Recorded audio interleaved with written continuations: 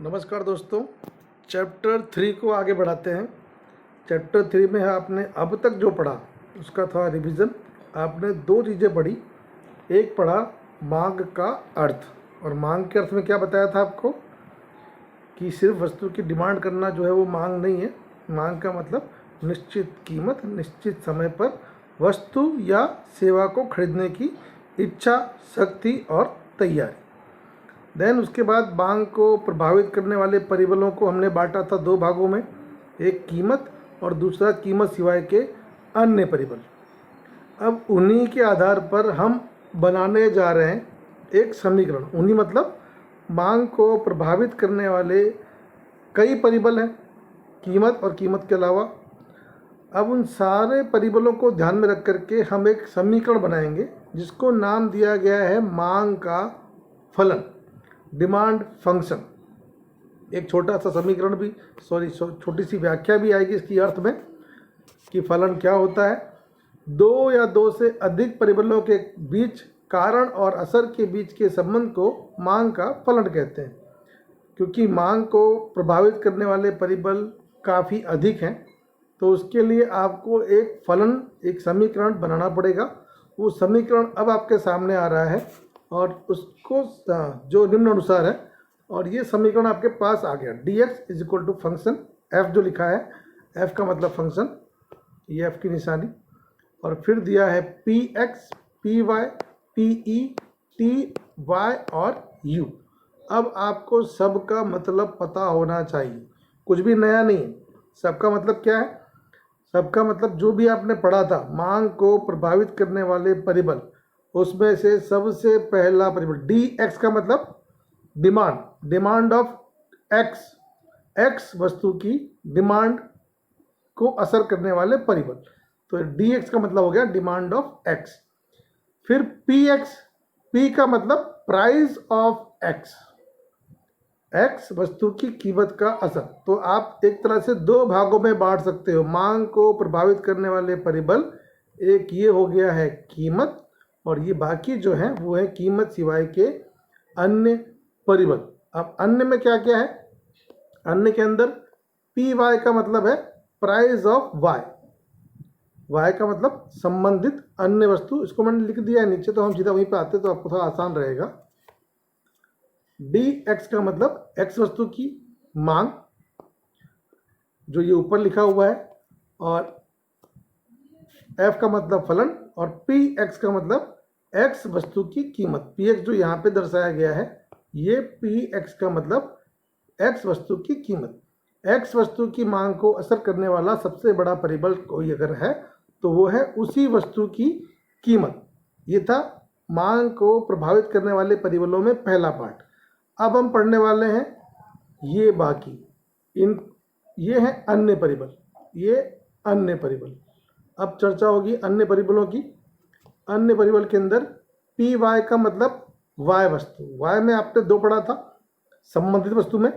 संबंधित वस्तु दो तरह की, एक तो थी पूरक वस्तु और दूसरा थी वैकल्पिक वस्तु। तो इन दोनों वस्तुओं की कीमत हमने बात की थी, चाय और कॉफ़ी की, चश्मे और फ्रेम की। तो ये जो असर करती है अन्य वस्तु, आपकी वस्तु की मांग को जो असर करती है, उसको हम कहते हैं वाई वस्तु की कीमत। तो पी वाई का मतलब हो गया वाई वस्तु की कीमत। देन पीई, पीई का मतलब भविष्य के भावों की आगाही, उम्मीद। उम्मीद क्या है आपको, भविष्य जो भाव बढ़ने वाले हैं, ये भी हम बात कर चुके हैं। और टी का मतलब ग्राहकों की रुचि, टेस्ट, पसंदगी, उसका भी असर पड़ता है। टी का असर भी पड़ता है। और वाई का मतलब होता है यील्ड। यील्ड मतलब ग्राहक की आय, ग्राहकों की आय को दर्शाया गया है वाई से। और यू का मतलब होता है अन्य परिबल, यू का मतलब हुआ अन्य परिबल। तो पूरा आपके सामने ये समीकरण आ गया। अब इसको आप फिर से कह रहा हूँ मैं आपको कि एक्स वस्तु की मांग को असर करने वाले परिबल, एक्स वस्तु की मांग को असर करने वाले परिबल दो तरह के, एक है एक्स वस्तु की कीमत और दूसरा है अन्य परिबल।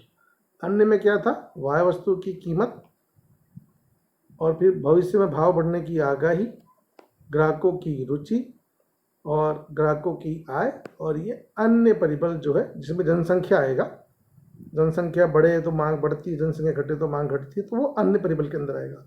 इस तरह से मांग का फलन तैयार होता है। अब हम लोग आगे बढ़ रहे हैं और आगे सबसे बड़ी चीज़ जो आप पढ़ने जाएंगे, जो आपको एग्ज़ाम के अंदर आकृति के साथ पूछी जाएगी, हम उसकी बात करते हैं, और वो है मांग का नियम, लॉ ऑफ डिमांड। मांग का नियम क्या है? मांग का नियम पढ़ने से पहले एक चीज़ दिमाग में उतार लो आप कि हम बात कर रहे हैं कीमत का मांग पर क्या असर पड़ता है उसका। मांग को प्रभावित करने वाले परिबल कितनी तरह के? 2 तरह के, एक कीमत और दूसरा कीमत सिवाय के अन्य परिबल। तो 2 तरह के परिबल हैं। हम यहाँ किसकी बात करेंगे? हम यहाँ बात करेंगे कीमत का मांग पे क्या असर पड़ता है, उसके हिसाब से मांग का नियम तैयार हो रहा है। अब कोई भी नियम आप करोगे तो आपको धारणा करनी पड़ेगी। धारणा क्यों करनी पड़ रही? धारणा का मतलब क्या होता है? धारणा मतलब एज्यूम करना, मान लेना कि ऐसा अगर है, अगर ऐसा हुआ तो क्या होगा। जो चीज़ नहीं है हम उसको मानते हैं। अब यहाँ पे क्या माना गया है? क्योंकि हम सब जानते हैं कि ग्राहक वस्तु की मांग को प्रभावित करने वाले परिबल बहुत सारे हैं, हम अभ्यास कर रहे हैं सिर्फ कीमत का। तो जितने भी अन्य परिबल हैं वो हमको स्टैचू करने पड़ेंगे। स्टैचू मतलब उसको हमको स्थिर मानना पड़ेगा, वो कोई काम नहीं कर रहे। तो ग्राहकों की रुचि में कोई बदलाव नहीं होता है। बदलाव किस में होता है? सिर्फ कीमत में। ग्राहकों की आय में कोई बदलाव नहीं होता है। बदलाव किस में होता है? सिर्फ कीमत में। स्थानापन्न मतलब वैकल्पिक और पूरक वस्तु, जैसे हम बात कर रहे हैं चाय की मांग की, तो कॉफ़ी की कीमत में कोई बदलाव नहीं होता। बदलाव किस में होता है? सिर्फ वस्तु की कीमत में। चौथा, भविष्य में किसी भी तरह की जो आगाही है, भाव बढ़ने वाली या भाव घटने वाली, ऐसी कोई आगाही नहीं की जा रही, कोई भविष्यवाणी नहीं की जा रही है। जनसंख्या भी नहीं बढ़ रही है और ना ही घट रही है। ये सब हम लोग मान लेंगे कि ये बदलता नहीं है। बदलता क्या है? कीमत। ये सब क्या है? ये सब हैं अन्य परिबल। अन्य परिबल स्थिर, और क्या स्थिर? कीमत। मांग के नियम में ये धारणा पहले करनी पड़ेगी। इसके बाद आएगा मांग का नियम प्रोफेसर मार्शल के अनुसार। अब देखिए मार्शल ने क्या कहा है। मार्शल ने कहा है कि अन्य परिबल, ये सारे हैं अन्य परिबल। पहला जो आपको पढ़ाया था वो ध्यान से पढ़ा होगा तो समस्या नहीं आएगी। मांग को प्रभावित करने वाले परिबल 2 तरह के, कीमत और कीमत सिवाय के अन्य परिबल। यहाँ पे मार्शल ने कहा है कि अन्य परिबल स्थिर रहें। अन्य परिबल ये सब के सब स्थिर हैं। अन्य परिबल स्थिर रहे, और फिर अगर कीमत घटती है, वस्तु की कीमत घटती है, तब क्या होगा? तब लोग मांग को बढ़ाएंगे और उसे हम कहते हैं मांग का विस्तार। ठीक है, ये जो आपने समझा था कि मकान सस्ते होंगे तो लोग ज़्यादा मकान खरीदेंगे, आलू प्याज सस्ते होंगे तो लोग ज़्यादा खरीदेंगे। तो अगर कोई चीज़ सस्ती होती है तो लोग उसकी खरीदी अधिक करते हैं, और उसको अर्थशास्त्र की भाषा में कहते हैं मांग का विस्तार। और यदि कीमत बढ़ जाती है किसी वजह से, लॉकडाउन की वजह से, और कीमत ज़्यादा हो गई है, तब लोग वस्तु की जो मांग है उसको कम कर देंगे।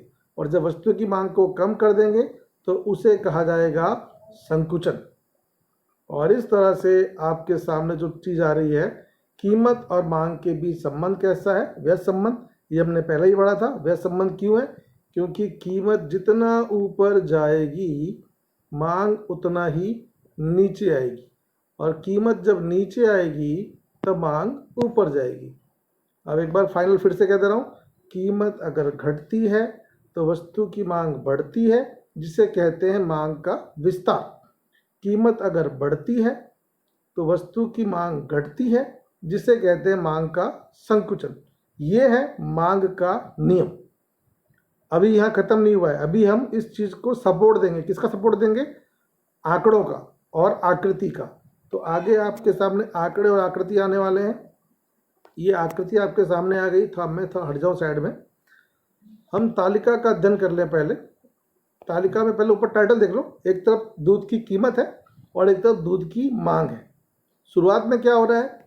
शुरुआत में जब दूध की कीमत 50 रुपये है तब ग्राहक वस्तु की मांग करते हैं 1 लीटर। जब वस्तु की कीमत बढ़ के होती है 40 तो वस्तु की मांग बढ़ रही है। अब देखिए कीमत घट रही है और वस्तु की डिमांड बढ़ रही है। ऋण संबंध है।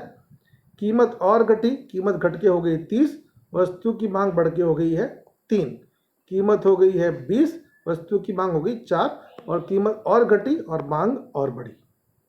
ठीक है, ये पहले तालिका की बात हुई। अब हम इस तालिका का निरूपण करते हैं अपनी आकृति में।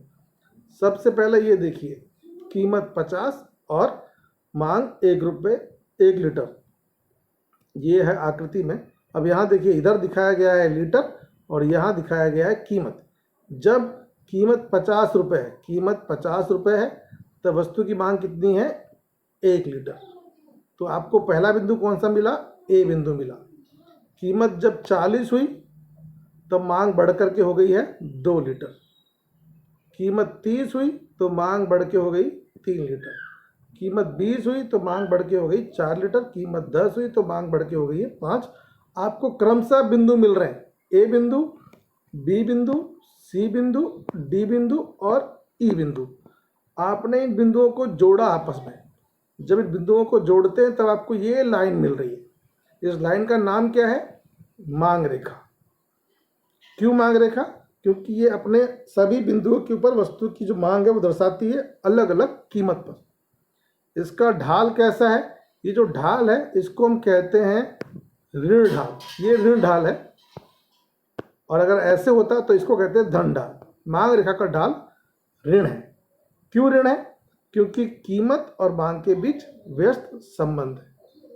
अब ये जो कुछ भी मैंने आपको समझाया, जो कुछ भी कि 50 रुपये कीमत थी तब 1 लीटर, 40 रुपये थी तो 2 लीटर, 30 रुपये थी तो 3 लीटर, 20 रुपये थी तो 4 और 10 रुपये थी 5 लीटर, यही सब आपको लिखना है इस आकृति के विश्लेषण में, एनालिसिस में, जो किताब में भी दिया गया है। और उसका एक अंश यहाँ पर मैंने रखा हुआ है, आपको समझ में आ गया होगा। मैं फिर से कह दे रहा हूँ, ये इधर होता है, ये स्थिति इधर है।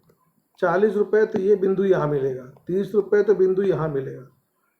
ये इसी तरह से बार बार रिवीजन किया जा रहा है और इस तरह से मांग रेखा यहाँ पर बन जाती है। एनालिसिस कैसे होगा? एनालिसिस के लिए आप आगे बढ़ें। ये आपकी किताब में इसी लिया गया, मैं यहाँ पे पढ़ रहा हूँ।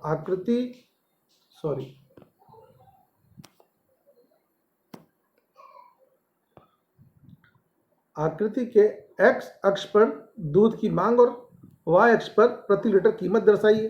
तो कुछ भी याद नहीं किया, जो आकृति बनाई आपने वही आपने लिखा। कितने बिंदु मिले आपको? A B C D E बिंदु मिले। हर बिंदु के ऊपर दूध की कीमत अलग अलग है, और इन बिंदुओं को जोड़ने पर डी डी रेखा बनती है, जिसको कहते हैं मांग रेखा। ये किताब का पार्ट है। आगे बढ़ते हैं हम लोग। अब क्या होगा? आकृति में सबसे पहले ए बिंदु आया। ए बिंदु पे क्या हुआ? ए बिंदु पे कीमत 50 रुपये लीटर थी और दूध की मांग 1 लीटर थी। बी बिंदु आया दूसरा। बी बिंदु पर कीमत घटी और दूध की मांग बढ़ी। फिर क्या है? आखिरी में पहुंच गए ई बिंदु पर। कीमत सबसे कम हो गई 10 लीटर और मांग सबसे ज़्यादा हो गई 5 लीटर। 10 रुपये कीमत होगी प्रति लीटर और मांग होगी 5, और सबको जोड़ने पर आपको जो मिला, सबको जोड़ने पर A B C D E को जोड़ने पर आपको मिली है डी डी रेखा, जिसको हम कहते हैं वस्तु की मांग रेखा। तो ये हो गया है आपका मांग का नियम। शुरुआत फिर से कह रहा हूँ, मांग के नियम में शुरुआत करेंगे आप धारणा से। धारणा के बाद आप लिखेंगे नियम। नियम के बाद आप बनाएंगे तालिका। तालिका के बाद बनाएंगे आकृति, और आकृति के बाद बनाएंगे एनालिसिस लिखेंगे, जो ये सामने दिख रहा है वो। इस तरह से आपका इस तरह से आपका मांग का नियम जो है वो खत्म होगा। एग्जाम में 3 नंबर में आ सकता है, सेक्शन डी में। ठीक है, फिलहाल अभी तक के लिए इतना।